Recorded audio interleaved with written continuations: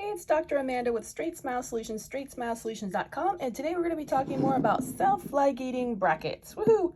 So this, I like this type of knot because it has one quadrant of self-ligating and one quadrant of like clear guys, like clarities with traditional ties.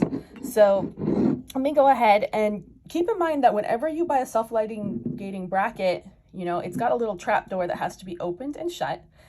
Sometimes you need a key, like a special key from the vendor. Sometimes you can do it with a scaler or explorer. This special one you can do with an explorer, but not a scaler. So you can basically see here that there's like a little hole, and you're just gonna lift, put the little explorer in the hole, open up the trap door, okay? Keep in mind, I am looking through the hole of my camera to do this, so it's a little trickier than in real life. Okay, and these things can bend and break, just letting you know, okay? They do, and when they do, they're expensive, so keep that in mind. And by doing that, I didn't untie all these, it should release it so that these can come out. It's still in the buckle tube, but I should be able to lift it right out. See? Oops, I didn't do that one well enough. There we go. See, we did it. And if I wanted to get the whole thing off, obviously, I'm going to have to take the rubber tie off this one and all these other ones. So let's talk about the difference between self-ligating and rubber ties.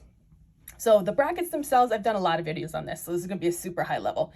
The brackets themselves are significantly more expensive, self-ligating, because it's a pretty like intricate contraption. Whereas regular brackets just have like a slot and you just put a rubber tie on, right?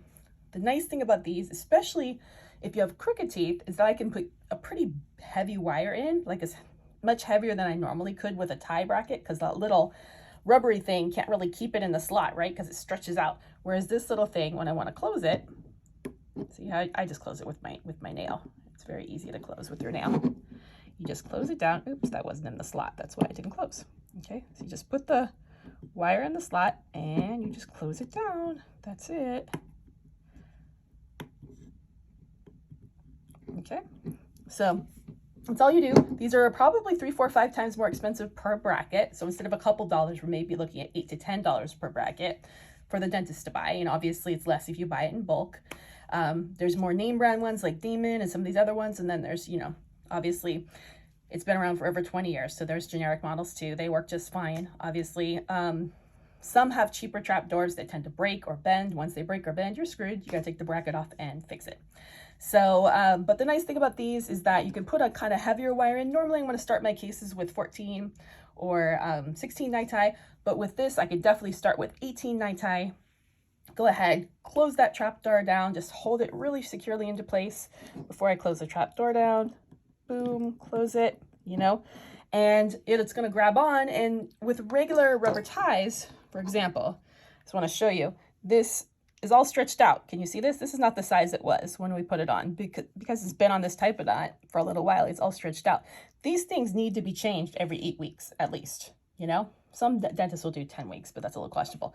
When I put this in, I could let the patient go for 16 or 20 weeks, 4 or 5 months with a nice 18 night tie, assuming I put the brackets on perfectly, especially if you did indirect bonding. And bye, you know? The only thing that's gonna happen is if the patient, you know, had a lot of crowding, obviously you're taking up less space, you know, as we start to straighten them and stuff like that. So it's gonna, you know, the wire could shift or something like that could happen. You might have to trim wires, but you're not gonna really have to do anything. You could really let the patient go. Obviously, I wouldn't abandon my patient for 4 months. I'd probably have them check in virtually, you know, maybe every 8 weeks or something like that, just to make sure everything looks good. Make sure the alignment's going well, no broken brackets or anything like that. But it really does save a ton of patient time, a ton of chair time, even though you're paying more for those brackets, right? But that's the benefit. But it doesn't make sense to me to do this because most kids are choosing braces instead of aligners, not usually for price anymore, because most orthodontists are charging the same price for Invis as for braces, or at least if they're not, they should be. But they're often choosing the braces because they want colors. They don't want a trap door. It doesn't make any sense to, you know, do this and then put colors over it. That just defeats the purpose. It's going to provide more friction. So that's the benefit, is this goes quicker, right? especially in a crowding patient. In a spacing patient, it makes zero sense to me because you're going to have to put power chain on anyways, which is elastomeric. So that makes no sense. You might as well use the cheaper brackets. But anyways, remember, you have to make sure that you don't, sometimes you have a special key you have to purchase. Most of the ones I've used, you can open with either a scaler or explorer. You need to know the difference.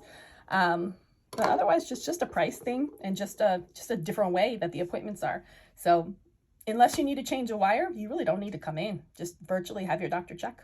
That's pretty much it. All right, thanks so much.